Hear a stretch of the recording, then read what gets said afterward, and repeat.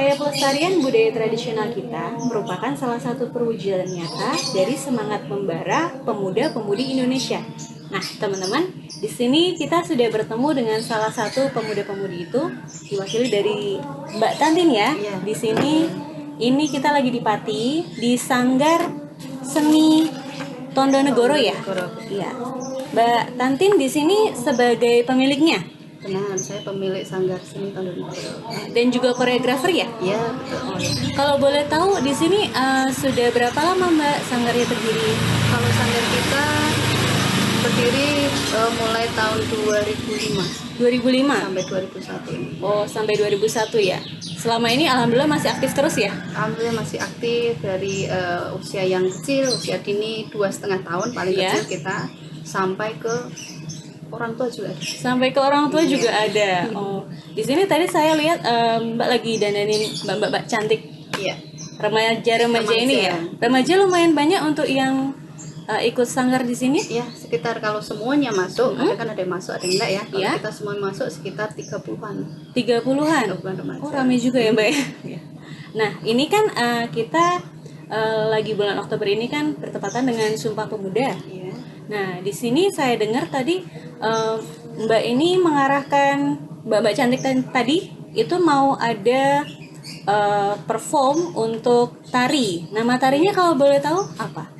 Kita membuat tarian sajian untuk Sumpah Pemuda, menjelang Sumpah Pemuda, Ya. kita beri nama Gema Nusantara. Gema Nusantara. Ya. Inspirasinya dari mana tuh Mbak kalau boleh tahu? Kita melihat dari sejarah Sumpah Pemuda. Iya. Itu kan terdiri dari banyak suku kita Indonesia ya. Iya.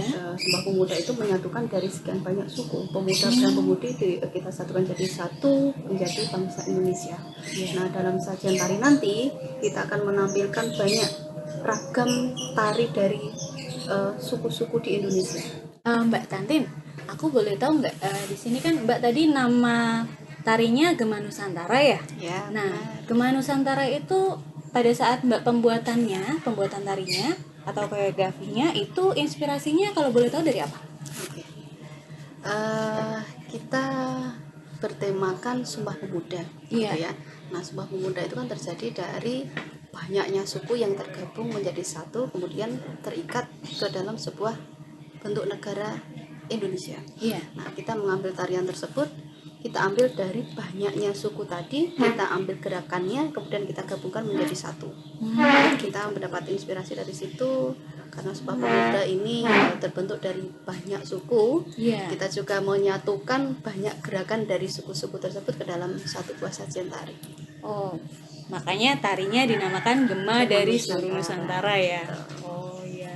Ini kalau boleh tahu kemarin pas proses pembuatannya memakan waktu berapa lama Mbak?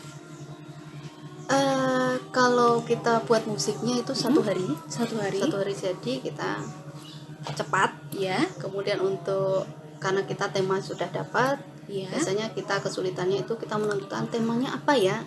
Karena kita sudah dapat tema, kita tinggal merangkai gerakannya yang menuju ke satu tema tersebut. Nah, itu sekitar 3-4 hari selesai. 3-4 hari. Oh, lumayan cepet juga ya.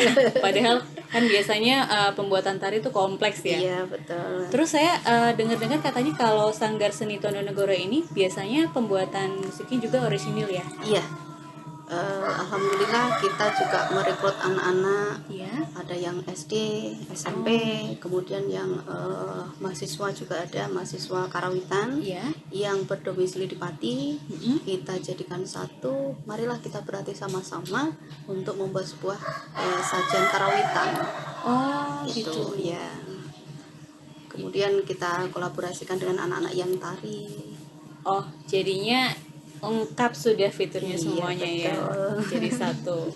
Wah, cocok banget nih. Berarti dari anak yang kecil banget sampai yang kayak remaja, bahkan tadi sampai orang tua juga ada ya. Orang tua ada yang ikut juga. Oh, benar-benar memang. Nah, ini tadi aku lihat ada mbak-mbaknya tuh. Biasanya kan kalau misalkan penari itu mereka ada referensi khusus, misalkan pemakaian bajunya warnanya kenapa, pemilihan bajunya atau pemilihan makeupnya. Itu di sini juga ada pemilihan khusus dan alasan kenapa dipilihnya seperti itu enggak? Karena ini biasanya yang pemilihan dari detail itu biasanya untuk tari yang tradisi.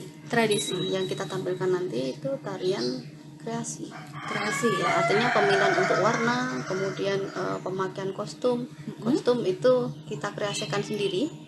Jadi kita banyak menggunakan kain lembaran itu, jarik yang kita sebut jarik itu kita lilit. Jadi tidak terlalu rumit pemakaiannya, anak-anak pun juga bisa saling mengenakan. Gitu. Jadi tidak harus saya yang memasangkan ini, enggak, tapi anak-anak bisa menirukan. Artinya kita tidak hanya memberi pelajaran tari, tidak hanya memberi pelajaran karawitan, tapi kita juga memberikan ilmu bagaimana cara kita berpakaian dengan benar sesuai dengan tema yang kita sajikan. Jadi di sini istilahnya Mbak Tantin ini selain menjadi koreografernya dan pembuatan tari segala macam, itu juga ngajarin anaknya bagaimana cara memproduksi ya. Betul. Gitu. Ini tadi ada 3 mbak-mbak ini, mbak-mbak yang paling pro di sini ceritanya gitu. Iya betul. Yang jam terbangnya sudah tinggi ya. Kita nantikan banget nanti tariannya. Oh iya, kalau boleh tahu, pada saat pembuatan tari ini atau kedepannya, ini kan istilahnya tari baru yang akan direpresentasikan kepada halayak nih dari sanggar tari ini. Ada pesan khusus nggak yang pengen disampaikan dari tari? Biasanya kan ada pesan terselubung gitu. Kita melihat kondisi dari remaja sekarang ya, yang maunya instan, gitu kan, tidak mudah. Tidak banyak kerumitan. Nah, kita membuat sebuah sajian tari itu mulai dari gerakan, kemudian untuk berkostum kita buat simple, dan anak-anak itu bisa lebih dekat dengan apa yang akan dia bawakan. Seperti contohnya seperti ini, kita mengenakan baju, kita bisa memakainya sendiri. Alangkah bahagianya kita. Nah, anak-anak juga saya ajarkan seperti itu. Jadi nek basa Jawa niki ora angger nyanggong meneng didandani cantik gitu kan. Tapi anak-anak kita ikutkan ke dalam prosesnya. Jadi dia merasakan, oh seperti ini ya rasanya wong dandan itu. Artinya dia lebih menghargai, secara tidak sadarnya dia menghargai, oh ya berpakaian ternyata sulit ya. Ternyata kita mengenakan make up itu seperti ini. Jadi dia punya ilmu sendiri, dan akhirnya dengan ilmu tadi yang dia miliki baru dia menjadi senang. Artinya kita tidak harus memaksa, kamu harus nari ini, kamu harus pakainya seperti ini. Kita tidak maksa seperti itu. Jadi kita libatkan anak-anak. Misalkan kalau kita membuat aksesoris, anak-anak juga kita libatkan supaya dia merasakan juga, oh kita harus ikut duweni gitu. Oh masang ini tuh satu-satu harus rapi. Akhirnya dia merasa memiliki gitu. Ya kita nyerang secara kejiwaannya seperti itu. Artinya kita tidak usah memaksa, kamu harus nari tradisi, harus nari, tidak. Berarti istilahnya mengajak mereka untuk mencintai apa yang mereka lakukan ya. Benar.